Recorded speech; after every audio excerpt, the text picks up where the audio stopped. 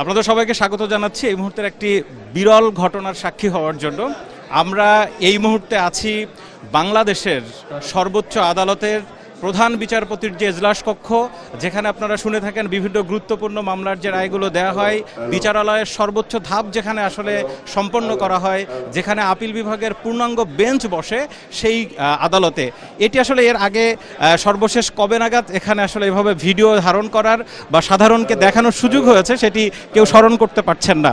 আজকে আপনারা দেখতে পাচ্ছেন বাংলাদেশের এই প্রধান বিচারপতির যেই আদালত কক্ষ অর্থাৎ এজলাস কক্ষ, সেটিতে ভিডিও ধারণ করার এবং সবাইকে দেখার সুযোগ করে দেওয়া হয়েছে। এখানে মূলত এই যে ভবনটিতে এবারের এজলাস কক্ষ রয়েছে, এই ভবনটি আসলে 1967 সালে তৈরি হওয়ার পরে এটির কিন্তু একেবারে এই এজলাস কক্ষের পুরো ডেকোরেশন ব্যবস্থায় কিন্তু পরিবর্তন করে দেওয়া হয়েছে। এখানে সব কিছু একেবারে নতুন করে সম্প্রতি গত 2.5 মাস ধরে কাজ করার পরেই কিন্তু এই রূপ লাভ করেছে। আমরা যেটি দেখতে পাচ্ছি এখানে, আমরা যদি একটু দেখাই যে এখানে সব উন্নত মানের দাবি ঝাড়বাতি লাগানো হয়েছে। আপনারা যদি দেখতে চান একটু আমরা দেখাতে পারি যে একেবারে এই পুরো আদালত কক্ষের দেয়াল জুড়ে বিভিন্ন ধরনের কিন্তু ডেকোরেশন ব্যবস্থার পাশাপাশি 4টি বড় এলইডি মনিটর রাখা হয়েছে, যেই মনিটরগুলোতে আসলে যখন কোন মামলা চলবে সেই মামলার কজ লিস্টগুলো কিন্তু সেখানে দেখা যাবে, যাতে করে বিচার প্রার্থী যারা আছেন বা আইনজীবী যারা আছেন তারা সেটি দেখতে পারবেন। অর্থাৎ সর্বোচ্চ সুযোগ সুবিধার ব্যবস্থা এখানে রাখা হয়েছে। আমি যদি এই মুহূর্তে একটু দেখাই একেবারে এজলাসের যেই মূল চেয়ারগুলো, এখানে এখন এই মুহূর্তে অনেকেই ভিডিও ধারণ করছে। গণমাধ্যম কর্মীরা আসলে এই প্রথম এখানে ঢোকার সুযোগ পেয়েছে। এখানে আমরা দেখতে পাচ্ছি যে 7-8টি চেয়ার রাখা হয়েছে। এখানে কিন্তু প্রধান বিচারপতি সহ এই মুহূর্তে আপিল বিভাগের যে বিচারপতিরা রয়েছেন তারা সেখানে আসন গ্রহণ করেন এবং বিচার কার্য পরিচালনা করেন। তো এই দৃশ্য আসলে দেখার খুব একটা সুযোগ আমাদের দর্শকদের হয় না, যার কারণে আজকে আমরা চেষ্টা করছি যে আপনাদেরকে এই পুরো বিষয়টি দেখানোর জন্য। কারণ যারা আসলে সর্বোচ্চ আদালতের আপিল বিভাগ পর্যন্ত কোনো মামলার কারণে আসতে হয় না, তারা ছাড়া আসলে বাকিদের দেখার সুযোগ ওইভাবে নেই। এই আমরা যদি একটু ইতিহাসে যাই, 1905 সালে বঙ্গভঙ্গের পরে প্রথম যখন পূর্ববঙ্গে যখন হাইকোর্ট ব্যবস্থাপনা শুরু করা হয়, তখন কিন্তু ঠিক এই এখন যে ভবনটিতে আছে, অর্থাৎ বাংলাদেশের যেই প্রচলিত পুরাতন যে 500 টাকার নোটে যে ভবনটি দেখা গেছে, সেই ভবনের মধ্যে আসলে এই এজলাস কক্ষ। এবং এই এজলাস কক্ষের এই ভবনটি 1967 সালে তৈরি এবং তারপর থেকে এখানে আছে। আর এর আগে হাইকোর্ট ছিল ঠিক পাশে আরেকটি ভবন, যেখানে আন্তর্জাতিক অপরাধ ট্রাইব্যুনাল সেটি পরিচালিত হতো বিচার কাজ। সেই ভবনটি 1905 সালে সেটি গভর্নর হাউস হিসাবে সেখানে নির্মাণ করা হয়। পরে কিন্তু ঢাকার উচ্চ মাধ্যমিক কলেজ হিসেবে সেখানে কার্যক্রম চলে। এরপরে সেখানে আদালত বসানো হয়। তার পরবর্তীতে আদালত হাইকোর্ট কিন্তু সেখান থেকে স্থানান্তর করে এখানে নিয়ে আসা হয়। তো আজকের এই ভবন এবং এই ভবনের বাইরে যে পরিস্থিতি রয়েছে তা দেখে কিন্তু ভেতরের এই যে এত আধুনিকায়ন, এটি বোঝাটা একটু মুশকিল।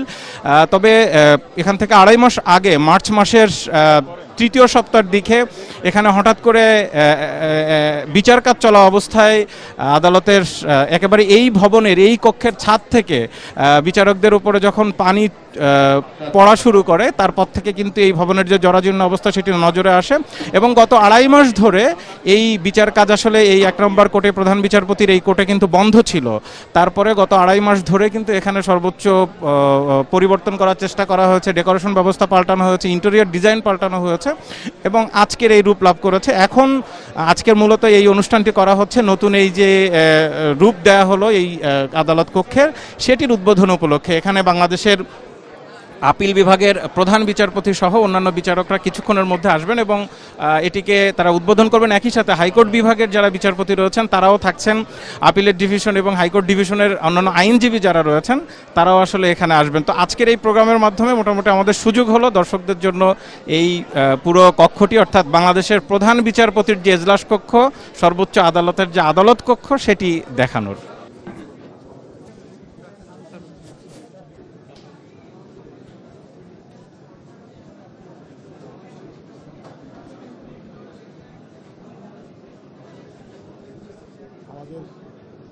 এই সেটটা তুলেন, এই সেটটা ঠিক আছে, ই করে দাও, হ্যাঁ চালু করে দাও।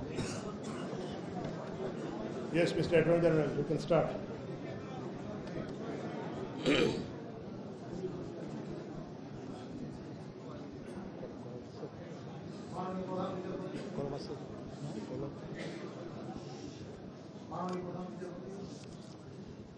নামামাত্রিক সংস্কার আধুনিকরণকৃত বাংলাদেশের মাননীয় প্রধান বিচারপতির এজলাসকক্ষে পুনরায় বিচারিক কার্যক্রমের সূচনা উপলক্ষে বাংলাদেশ সুপ্রিম কোর্টের উভয় বিভাগের বিচারপতিগণের সমন্বয়ে গঠিত উপস্থিত বাংলাদেশের মাননীয় প্রধান বিচারপতি জনাব ওবায়দুল হাসান, সুপ্রিম কোর্টের উভয় বিভাগের মাননীয় বিচারপতি মহোদয়গণ, সাবেক প্রধান বিচারপতি মহোদয়গণ, সুপ্রিম কোর্ট আইনজীবী সমিতির সভাপতি জনাব এ এম মাহবুবুদ্দিন খোকন, সম্পাদক জনাব শাহ মঞ্জুরুল হক, সাবেক সভাপতি, সাবেক সম্পাদক, গ্রহণ করছি বাংলাদেশের জাতির পিতা সর্বকালের শ্রেষ্ঠ বাঙালি বঙ্গবন্ধু শেখ মুজিবুর রহমানকে ৭৫-এর 15 আগস্ট বঙ্গবন্ধু পরিবারের শাহাদাত গ্রহণকারী সকল সদস্যদের গভীর শ্রদ্ধা করে বিচারকদের যাদের প্রজ্ঞাপন রায়ে বাংলাদেশের বিচার বিভাগ সমৃদ্ধ হয়েছে স্মরণ করছি মরহুম বিজ্ঞ আইনজীবীদের যারা আমাদের দেখিয়েছেন আলোর দিশা।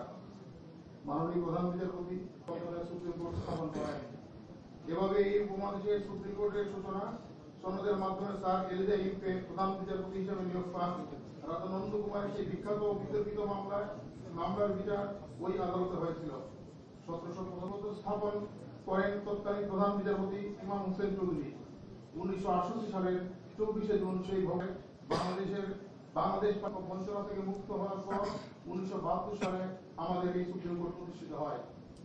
মাননীয় প্রধান বিচারপতি, আজ এখানে আমি উপস্থিত হয়ে অভিভূত হচ্ছি। আজকের এই দিন থেকে আমি একটি কারণ ঐতিহাসিক বলতে চাই, কারণ আজকের এই দিনে আমাদের সাবেক মাননীয় প্রধান বিচারপতি সেটা আমাদের কাছে একটি আইনজীবী হিসেবে পথ চলার প্রারম্ভিক সময়ে আমি যে সকল মহান বিচারপতিদের দূর থেকে দেখেছিলাম, যাদের প্রজ্ঞা দক্ষতা দেখে আইন পেশার প্রতি আমাদের আগ্রহ গভীরতর হয়েছিল, তাদের অনেকে স্মরণীয় বিচারপতিগণের রায়ে বাংলাদেশের বিচারাঙ্গন হয়েছে সমৃদ্ধ। মহান বিচারপতিদের সেসব বিশ্লেষণধর্মী জ্ঞানগর্ভ রায় আইনের জগতে আলোকবর্তিকা হয়ে আছে এবং যা আপনাদের আইনজীবী জনাব সবিতা রঞ্জন পাল, এমএস খন্দকার, আসরারুল হোসেন, খন্দকার মাহবুবুদ্দিন আহমেদ, সৈয়দ ইশতিয়াক আহমেদ, সাবেক অ্যাটর্নি জেনারেল আমিনুল হক, সিরাজুল হক, জাতির পিতা বঙ্গবন্ধু শেখ মুজিবুর রহমানের নেতৃত্বে রক্তক্ষয়ী সংগ্রামের মাধ্যমে পাকিস্তানিদের শোষণের যাত্রাপথ থেকে মুক্ত হয়ে বাংলাদেশ রাষ্ট্রের উদ্বুদ্ধ হল।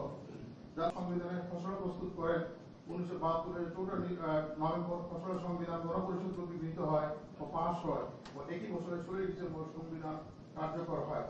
মাননীয় বিচারপতি মহোদয়গণ, বাংলাদেশের জন্য আইনের শাসন ও সুবিচার প্রতিষ্ঠার লক্ষ্যে বঙ্গবন্ধু 1972 সালের 18 ডিসেম্বর আমাদের এই সুপ্রিম কোর্ট প্রাঙ্গণে বঙ্গবন্ধু স্মারক সৌধ স্মৃতিচিহ্ন সুপ্রিম কোর্টের উদ্বোধন করেন।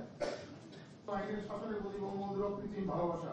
বঙ্গবন্ধু সেদিনের সেই ভাষণে এ প্রসঙ্গে বলেছিলেন, আইনের শাসনে আমরা বিশ্বাস করি এবং আইনের শাসন প্রতিষ্ঠা করার জন্যই আমরা অনেক সংগ্রাম করেছি।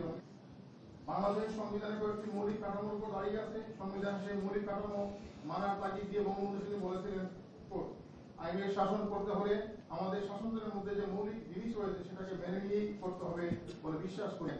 আইনের শাসন এদেশে হবে এবং শাসনতন্ত্রে যে হয়েছে আমরা চেষ্টা করবো, সকলে মিলে চেষ্টা করবো যাতে এটা যে আদর্শ দেওয়া হয়েছে আদর্শকে রক্ষা করা এবং প্রয়োজন আপনারা সেটা পাবেন। মাননীয় প্রধান বিচারপতি বাংলাদেশ সুপ্রিম কোর্টের একটি প্রসঙ্গে তার ভাষণে বলেছিলেন, আইনের মধ্যে যদি গোলমাল হয় সেখানে আপনাদের সংশোধন করার ক্ষমতা রয়েছে। মনে করবেন তাতে পরিপূর্ণতা হচ্ছে না, আপনাদের ক্ষমতা রয়েছে নতুন আইন পাস করা। বিচার বিভাগের স্বাধীনতার সুপ্রতিষ্ঠা ছিলেন বঙ্গবন্ধু। সুপ্রিম কোর্টের উদ্বোধনের ভাষণে বিচারপতিদের উদ্দেশ্যে জাতির পিতা বলেছিলেন, আমরা এটা বিশ্বাস করি যে জুডিশিয়ারি সেপারেট হবে এক্সিকিউটিভ থেকে, আপনাদের পূর্ণ স্বাধীনতা রয়েছে। মাননীয় প্রধান, আশা করি আমরা স্বাধীন দেশের নাগরিক। আমাদের স্বাতন্ত্র্য হতে যার জন্য বহু রক্ত গেছে, আজ আমাদের সুপ্রিম কোর্ট রয়েছে যার কাছে মানুষের বিচার আশা করে। মাননীয় প্রধান বিচারপতি, বঙ্গবন্ধু দেশের আইনের শাসন বিচার বিভাগের স্বাধীনতা মানুষের ন্যায় বিচার প্রতিষ্ঠার সুন্দর স্বপ্ন প্রত্যাশা নিয়ে, যেটা 1949 বিএলআর 133 পাতায় লিখিত আছে, রায় ইউনিট অধ্যাদেশকে সংবিধান পরিপন্থী ও বাতিল ঘোষণা করে রায় প্রদান করেন। পরে বঙ্গবন্ধু হত্যার বিচারের বাধা দূর হয়। আমাদের সুপ্রিম কোর্ট বঙ্গবন্ধু হত্যা মামলা চূড়ান্ত বিচার শেষে হত্যাকারীদের অনেকের ফাঁসি কার্যকর হয়। মাননীয় প্রধান বিচারপতি, বাংলাদেশ সুপ্রিম কোর্ট প্রতিষ্ঠার পর অর্ধ শতাব্দীর বেশি সময় আমাদের পথ পরিক্রমায় রয়েছে, যা সংবিধান 8ম সংবিধান মামলায় supreme court to extend and amending power, doctrine of basic structure, unitary character of state,